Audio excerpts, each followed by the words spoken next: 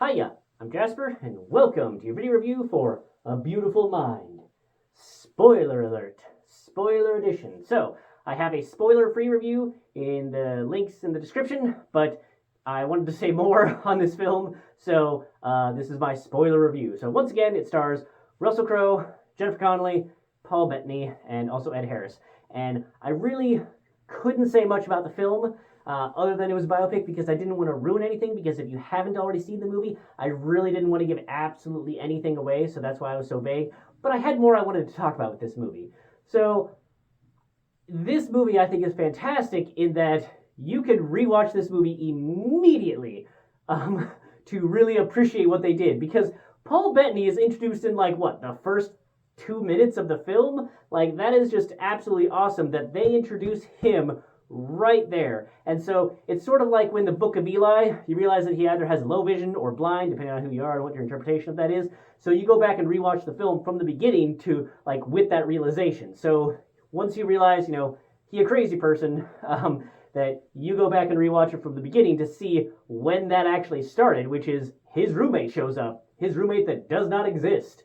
So I thought that was fantastic, and I loved being able to see how they don't interact. It's also interesting to me, and I'm going to be kind of jump around a little bit just because of what I liked about this film, but it's interesting to me that his visions of, his three main ones of Paul Bettany and the little niece girl and Ed Harris, like, that his mind didn't have the little girl age, and that's what sets him off.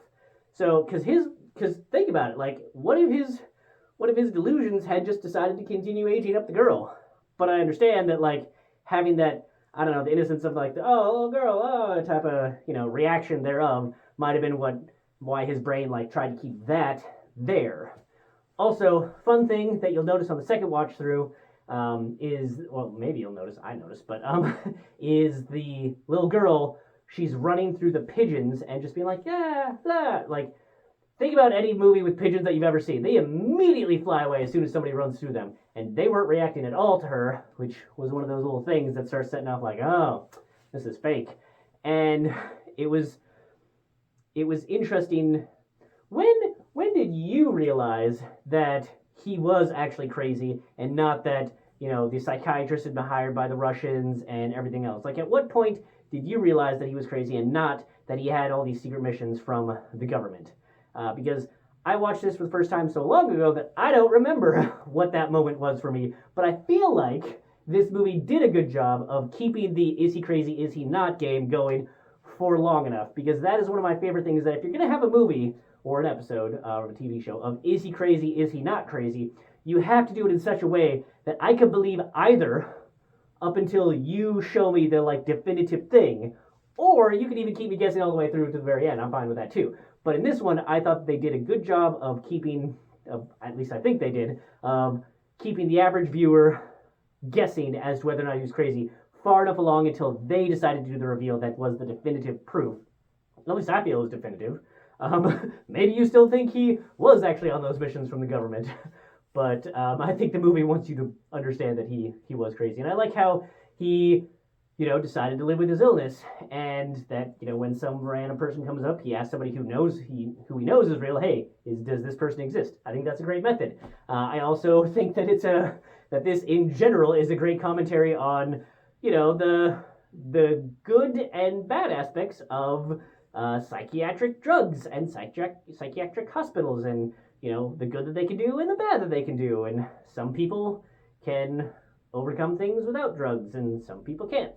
And yeah, I think that's obviously, it's not like they're not trying to do, like, the message with this movie, so to speak, but it is about the biopic, but it does bring up some interesting points about the medical and psychiatric system both back then, and you can think about how things are today. So that's fun. I like that. Ed Harris does a fantastic job. I love how they set up the shack in the back, and then, like, you bring out the super crazy when Jennifer Connelly finally finds it, and it's just covered in papers. I just love that moment.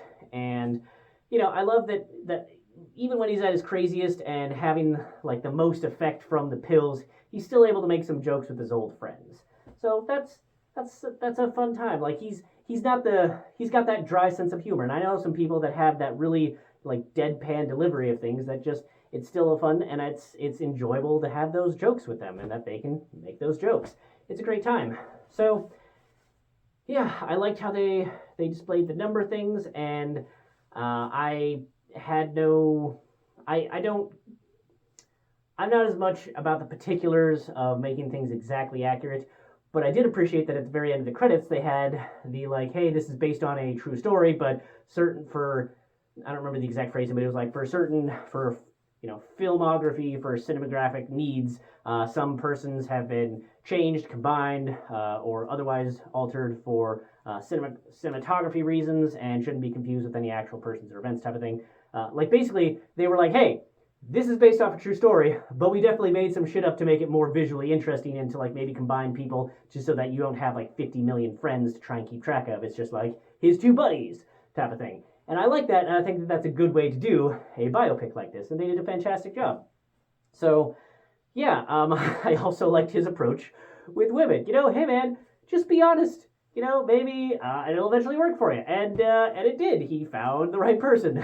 Also, I also didn't initially realize that he was proposing to her until she was like, "Well, let me just change my girlish notion of romance and whimsy and redefine that to understand what you're asking me." And I was like, oh, that is what you're, okay, wow, she picked up on that. That's good, because it might have just, passed right over. So, yeah, this is such a good film, and I really love the pen scene at the end, because, they bring it up as, like, a passing thing, but I think it's called, like, Chekhov's pistol or something, or whatever, but they showed it right at the beginning as just, like, trying to establish that, hey, man, you gotta actually do your schoolwork. But then they do the full circle thing, and they're like, hey, that thing that like set you off on your like, I have to do something special and I need to get that recognition, you finally got it. And that's so cool. The only really unfortunate thing is that it's that he got this for economic stuff, and seems like most economic stuff is bullshit, but I guess it affects a bunch of things like this in the movie. It's much more wide ranging than the bullshit forecasts that seem to come out. But yeah, anywho, good movie, good acting, good set pieces, good costume design, and good pacing, good length. I don't think it was too long. Some people might, but I think those people are wrong. at least for me, it wasn't too long. So definitely go and see this and have a great time. But that's all I have for this one. Thanks for coming. Thanks for watching. Hope to see you the next one. Bye.